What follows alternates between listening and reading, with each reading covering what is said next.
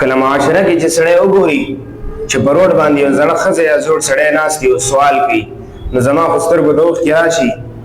او په دغه ټایم کې زه ځان سره دا ووایم چې د چا جنت راوتلی دی د روډ په غاړه ناست دی او سوال کوي، چې د چا د جنت دروازه راوتلې ده او د روډ په غاړه ناسته ده او د 100 روپو دپاره سوال کوي، د دې هغه جنت هغه پهردار چېرته دی؟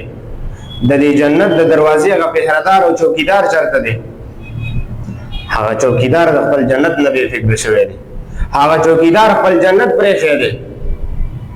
نو دا د افسوس او د حیرت مقام دی چې موږ وګورو چې د چا جنت د روډ په غاړه باندې ناست د 100 روپو دپاره سوال کوي.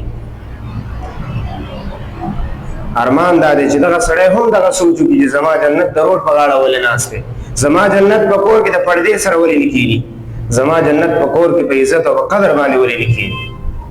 د معاشره خو ځکه ګډه وډه شوه، د معاشرې د عظیم استاذ بې ادبي نافرماني روانه ده، ځکه خو الله جل جلاله هم قهرونه عذابونه رالیږي.